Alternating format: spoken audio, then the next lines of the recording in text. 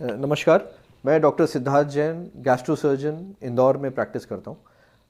आज हम एक बहुत कॉमन चीज़ के बारे में बात करेंगे जो कि होता है गॉल ब्लैडर की बीमारियों के बारे में। तो गॉल ब्लैडर में सबसे कॉमन जो प्रॉब्लम होती है वो स्टोन से संबंधित होती है। ये मान के चलिए कि ऑलमोस्ट 15 से 20% पॉपुलेशन में गॉल ब्लैडर में स्टोन्स होते हैं। अगर आप किसी भी वजह से सोनोग्राफी कराएंगे तो बहुत चांस है कि आपके गॉल ब्लैडर में कुछ साइलेंट स्टोन्स हों जो डिटेक्ट किए जाएं। जितने लोगों को स्टोन्स होता है उन सबको सिम्टम्स होना हो ये ज़रूरी नहीं है। इस कंडीशन को हम साइलेंट गॉल ब्लैडर स्टोन्स कहते हैं। गॉल ब्लैडर के स्टोन्स मल्टीपल टाइप्स के हो सकते हैं। ये कोलेस्ट्रॉल से संबंधित हो सकते हैं, ये बाइल पिगमेंट्स के ज़रिए जो पित्त में पिगमेंट्स होते हैं उनकी वजह से हो सकते हैं। गॉल ब्लैडर के स्टोन सिंगल हो सकते हैं या मल्टीपल हो सकते हैं। इनके साइज़ भी वेरी करते हैं।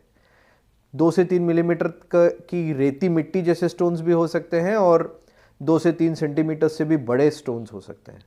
तो अब हमारे सामने ये क्वेश्चन बार बार आता है कि इसके सिम्टम्स क्या होते हैं।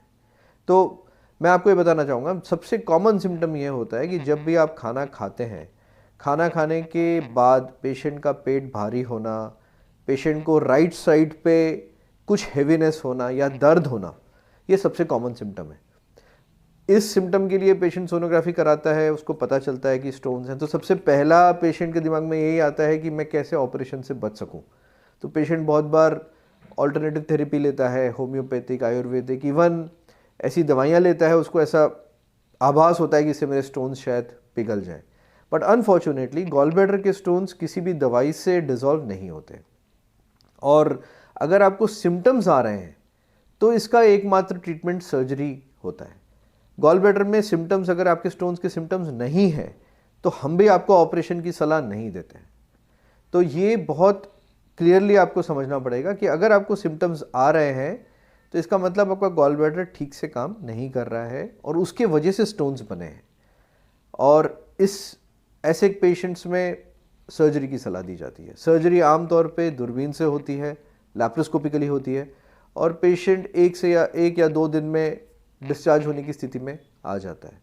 पेशेंट्स में कभी कभी जब पेन बढ़ते बढ़ते ऐसी स्थिति भी बन सकती है कि आपके गॉल ब्लैडर के अंदर कुछ पस एक्यूमुलेट हो जाए, तो वो एक मेडिकल इमरजेंसी हो जाती है। तो मैं आपको यही सलाह देता हूँ कि ये प्रॉब्लम आपको ना हो, आप समय से इसका इलाज कराएं। धन्यवाद।